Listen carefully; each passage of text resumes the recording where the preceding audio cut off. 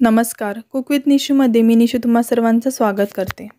आज आपण बघणार आहोत झटपट बनणारा असा चिकन रस्सा आणि तोही आज आपण कुकरमध्ये बनवणार आहोत। त्यामुळे जास्त भांड्यांचा पसाराही होत नाही आणि विशेष म्हणजे ह्यामध्ये मी कोणत्याही प्रकारचं वाटणही वापरलं नाही आहे। त्यामुळे हा चिकन रस्सा पटकन बनवून तयार होतो। चला तर मग आपण त्यासाठी लागणारं साहित्य बघूया। या ठिकाणी मी अर्धा किलोपेक्षा थोडंसं जास्त चिकन इथे घेतलेलं आहे आणि ते स्वच्छ धुवून घेतलंय। आता आपण ह्याला मॅरिनेट करून घेऊया। त्यासाठी मी इथे 2 ते 3 चमचे दही घेतलेला आहे।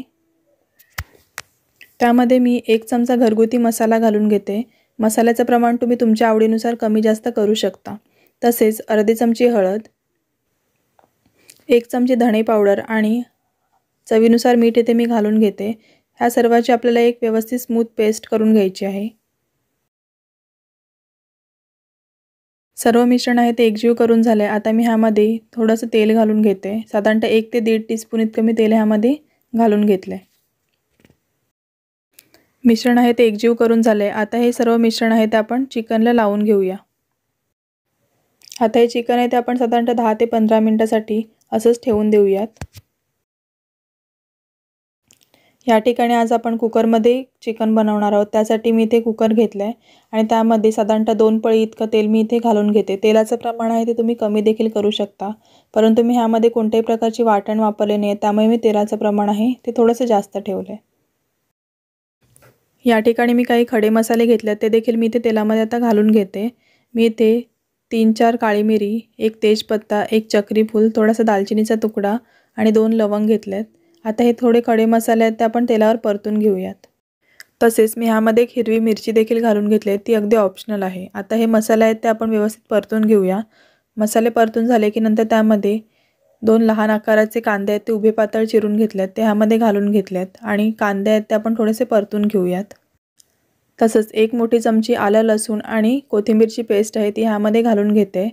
पेस्ट आहे ती देखील आपण ह्यामध्ये चांगली परतून घेणार आहोत। ह्यामध्ये मी फक्त कांदा आणि टोमॅटोचाच वापर इथे केलेला आहे, पण तुम्हाला जर ह्यामध्ये वाटण घालायचं असेल तर तुम्ही सुकं खोबरं वगैरे भाजून त्याचं वाटण करून ह्यामध्ये घालू शकता। कांदा थोडा मऊ पडलाय, आता आपण ह्यामध्ये बारीक चिरलेला टोमॅटो घालून घेऊया। मी इथे साधारणतः मध्यम आकाराचा टोमॅटो इथे बारीक चिरून घेतलेला आहे। आता इथे मी 1 चमची तूप ह्यामध्ये घालते। तूप तुम्ही स्किप देखील करू शकता। आता आपण जे चिकन मॅरिनेट करत ठेवलं होतं ते ह्यामध्ये घालून घेऊयात। तसेच चिकनच्या रस्स्याला छान कलर येण्यासाठी इथे मी पाऊण चमची काश्मीरी लाल मिरची पावडर घालून घेते। तसेच पाव चमचीपेक्षा थोडंसं जास्त इथे मी चिकन मसाला ॲड करते। तसेच मी इथे साधारण चमचीभर इतकी कसुरी मेथी घेतली, ती देखील घालते आणि थोडेसे कढीपत्त्याची पाने ह्यामध्ये घालून घेते। आता चिकन आहे ते आपण साधारणतः 2 ते 3 मिनिटांसाठी असंच परतून घेणार आहोत। चिकन परतून झालंय। आता ह्यामध्ये मी 2 मध्यम आकाराची बटाटे मी इथे अशा पद्धतीने पीसेस करून घेतल्यात, ती घालून घेते। बटाटे तुम्हाला आवडत असेल तर ती तुम्ही घाला, अदरवाईज स्किप केले तरी देखील चालतील। बटाटे घातल्यामुळे भाजीचं प्रमाण देखील वाढते आणि जर तुम्हाला ह्यामध्ये शेंगा घालायच्या असेल शेवग्याच्या, त्या देखील तुम्ही इथे नंतर ॲड करू शकता। चिकन आणि बटाटे आहेत ते मसाल्यांमध्ये व्यवस्थित मिक्स करून झाल्यात। आता आपण ह्यामध्ये गरम पाणी ॲड करूया। इथे तुम्हाला पाण्याचं प्रमाण आहे ते तुम्ही कमी जास्त करू शकता।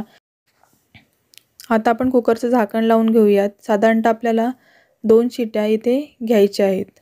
तसेच 2 शिट्यानंतर आपण हे 5 मिनिटं असंच मंद गॅसवर शिजू देणार आहोत आणि नंतर आपल्याला थंड झाल्यानंतरच कुकर खोलायचा आहे।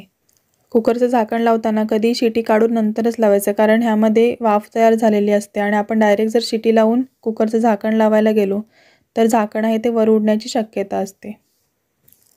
2 शिट्या देऊन झालेल्या आहेत। आता आपण कुकर खोलून घेऊयात। तुम्ही इथे बघू शकता चिकनचा रस्सा किती अप्रतिम दिसतोय आणि गरम गरम भातासोबत किंवा भाकऱ्यांसोबत तुम्ही ह्याचा आस्वाद घेऊ शकता। तर तुम्ही देखील अशा पद्धतीने चिकनचा रस्सा नक्की बनवून बघा आणि मला तुमच्या प्रतिक्रिया आहेत ते कमेंट बॉक्समध्ये कळवायला विसरू नका। कधी कधी आपल्याला चिकन खायचं असतं परंतु वाटण वगैरे करायचा कंटाळा आलेला असतो, तेव्हा अशा पद्धतीने कुकरमधलं झटपट चिकन नक्की तुम्ही एकदा बनवून बघा। तुम्ही जर का अजूनही कुक विथ निशा चॅनलला सबस्क्राईब केलं नसेल तर प्लीज सबस्क्राईब करा आणि बाजूला असलेलं बेल आयकॉन आहे ते देखील प्रेस करायला विसरू नका। Thanks for watching this video.